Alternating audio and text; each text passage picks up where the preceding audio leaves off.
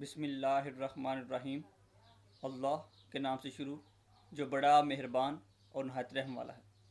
अस्सलामु अलैकुम, मैं हूं मोहम्मद उस्मान अली भट्ट। आज का ये जो हमारा वीडियो का अनवान है वो एथिस्ट के हवाले से है।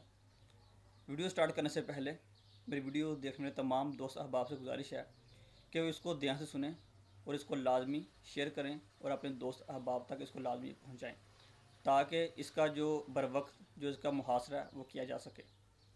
एथिस्ट होता क्या है, इसकी डेफिनेशन क्या है?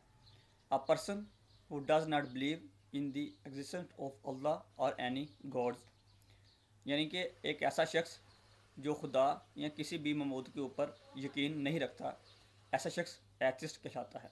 एथिस्ट के ये जो डिफरेंट मीनिंग है वो कुछ यूँ हैं: मुल्हिद, काफर, इल्हाप्रस्त और मुनकर खुदा।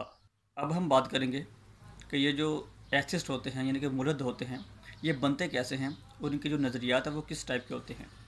स्टीफन हॉकिंस अपनी बुक में लिखता है, उसका कॉल है कि देयर इज़ नो गॉड, कि खुदा है ही नहीं है, ये जो खुदा का तस्वर है वो सिरे से ही नहीं है। इसको हम 4 पॉइंट्स में बयान करने की कोशिश करेंगे। ये जो हमारा पॉइंट नंबर पहला है वो ये है कि आजकल ये जो पढ़ा लिखा तबका है वो अपने आप को अक्लमंद ज़ाहिर करने के लिए, अपने आप को सबसे आला और दना बयान करने के लिए जानबूझकर सिर्फ अपनी शो दिखाने के लिए इस बात का इकरार करता है खुदा नहीं है। ये जो एथिस्ट हैं इनके बारे में जो पॉइंट नंबर 2 है वो ये है कि इनका कहना है कि ये फैक्ट्स के ऊपर यकीन रखते हैं। यानी कि अगर हम इसको सिंपल वर्ड में बयान करने की कोशिश करें तो इनका कहना है कि ये सिर्फ और सिर्फ साइंस के ऊपर यकीन रखते हैं। ये किसी भी मज़हब, दीन, इस्लाम या किसी भी मज़हब के ऊपर या दीन के ऊपर या किसी भी इल्हाम या इल्हामी किताब के ऊपर यकीन नहीं रखते। एथिस्ट के हवाले से ये जो पॉइंट नंबर 3 है वो कुछ यूँ है कि ये जो एथिस्ट हैं जब ये बुराई की तरफ जाना चाहते हैं मगर बुराई करना नहीं चाहते, क्योंकि जो मज़हब है, ये जो कल्चर है, इनको इस वजह से रोकता है कि कुछ नॉर्म्स वैल्यूज़ होती हैं या कुछ अल्लाह की हदूद है। जब कोई शख्स बुराई की तरफ माइल होना चाहता है और वो खुदा का इनकार कर देता है और मज़हब का भी इनकार कर देता है, उसको खुदा का कलाम और मज़हब ये जो सख्त लगने लगता है। क्यों? क्योंकि ये इसकी राह में रुकावट बन रहे होते हैं। एथिस के हवाले से ये जो पॉइंट नंबर 4 है ये सबसे अहम है। ये जो एथिस होता है ये अपने आप को अपनी नज़रों में सच्चा साबित करने के लिए ये हर उस शख्स को ये बेवकूफ़ और जहल कह देता है जो कि खुदा की कुदरत और उसकी एग्जिस्टेंस के ऊपर यकीन रखता हो, ईमान रखता हो या किसी भी मज़हब को फॉलो करता हो। ऐसा क्यों होता है? जैसा कि हम पॉइंट नंबर 1 में बता चुके हैं कि ये जो पढ़ा लिखा तबका है ये सिर्फ अपना रोब जानने के लिए जब अपने जज्बात में आकर कोई ऐसा अल्फाज मुँह से निकाल देता है कि जिस तरह के खुदा नहीं है, तो फिर जब वो उसको बयान नहीं कर पाता तो वो फिर अपनी बात को बनवाने के लिए और अपने आप को सच साबित करने के लिए ये अपनी बात के ऊपर डट जाता है और दूसरों को बेवकूफ़ और गलत करना शुरू कर देता है। यानी कि उसके अंदर जो मैं आ जाती है, जिस तरह के ये जो इब्लीस था उसके अंदर मैं आ गई थी और उसने फिर हज़रत आदम अलैहिस्सलाम को सज़ा नहीं किया और आज तक वो उसकी सज़ा भुगत रखा है। ये जो हमारा पॉइंट नंबर 3 है इस वीडियो का, ये जो हमारी वीडियो का आखिरी पॉइंट भी है और सबसे अहम पॉइंट भी है, वो ये है कि एथिस्ट किन मराहल से गुजर कर बनता है, एथिस्ट कैसे बनता है और क्यों बनता है। तो इसमें जो सबसे अहम पॉइंट है, जो सबसे पहला पॉइंट है वो ये है, ये हमेशा अपनी कम इल्मी की वजह से बनता है। ये रिसर्च नहीं करता, तहकीक नहीं करता। और जो दूसरा पॉइंट ये है कि ये रैशनली नहीं बनता बल्कि ये इमोशनली बनता है। मिसाल के तौर पर इनकी ज़िंदगी में कोई एक ऐसा इंसिडेंट होता है, कोई ऐसा एक वाक़या होता है कि जो उनकी ज़िंदगी के अंदर एक इनकलाब कह लें जो लेके आता है, यानी कि उसको ये खुद अपने तौर पर अकेले सोचते हैं और फिर उसको अपना फेथ बना लेते हैं, उसको चेंज करने की कोशिश नहीं करते, उसके ऊपर तहकीक भी नहीं करते। जिस तरह कि मैं आपको मिसाल देता हूँ कि मैं जब मुमताज़ कादरी अलैहि रहमा का ये जो वाक़या हुआ उससे पहले मैं पहले लिबरलिज़म की तरफ जा रहा था और फिर लिबरलिज़म से होता हुआ मैं सेकुलरिज़म की तरफ जा रहा था।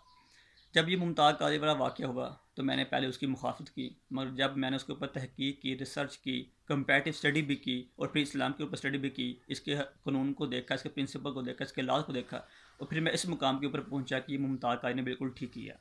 इसके बरक्स ये जो एथिस होता है ये बीइंग अ ह्यूमन राइट्स के तौर पर सोचता है कि ऐसा नहीं ऐसा करना चाहिए, ये बिल्कुल इसने गलत कर दिया, ये ऐसा हो गया, ये वैसा हो गया। यानी कि ये इसकी एक एग्जांपल है कि जो बंदा तहकीक करता है, रिसर्च करता है और उसको ये जो अपनी मंजिल है, ये जो अपना मुकाम वो मिल जाता है। अब देखिए मैं इस्लाम के ऊपर चल रहा हूँ और अपनी जो वीडियोज़ है वो बना रहा हूँ। अल्लाह पाक ने मुझे हिदायत अता फरमाई, खुदा ने मुझे हिदायत अता फरमाई। इस वक्त मैं ये जो मज़हब इस्लाम है इसके ऊपर मैं चल रहा हूँ। मगर ये जो एथिस्ट है ये बिल्कुल इसके बरक्स होता है, सिर्फ इल्म की कमी की वजह से। और इसके अंदर जो सिर्फ जो सबसे बड़ी लफ्ज़ होता है वो सिर्फ क्या होता है, मैं। यहाँ पर मैं ज़िम्नन एक बात अर्ज़ करता चला जाऊँ कि ये जो एथिस्ट हैं ये सबसे ज़्यादा ईसाइयों के अंदर से हो रहे हैं।